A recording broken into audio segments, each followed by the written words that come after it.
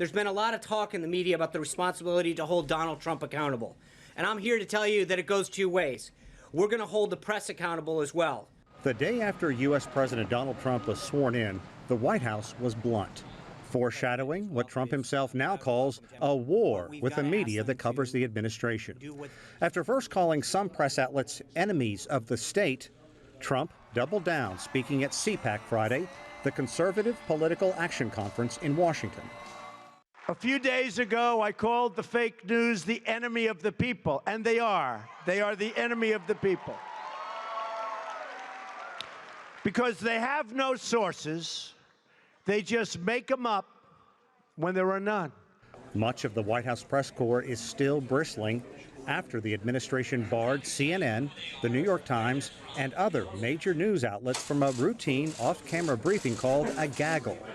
At the same time, the White House allowed far right-leaning conservative press entities such as Breitbart and One American News Network in.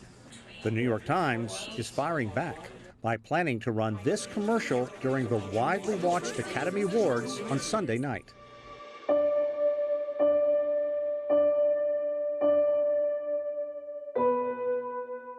The deteriorating relationship was further strained by reports this week that Trump's team had tried to get the FBI to knock down reports that it had been in touch with Russia during the long campaign.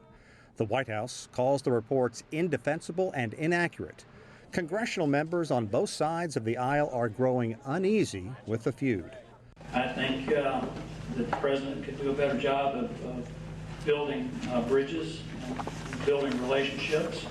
And I think this is a masterful attempt to minimize and trivialize the fourth estate, the media. Powerful Arizona Senator John McCain went a step further this week, saying democracy needs a free press.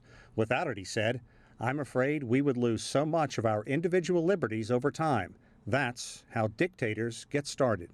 Some critics and supporters say that Trump grumbles over any news coverage that isn't flattering or positive.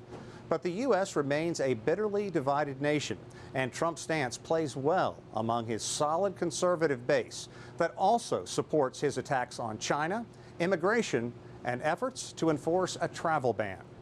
Sean Caleb, CGTN in Washington.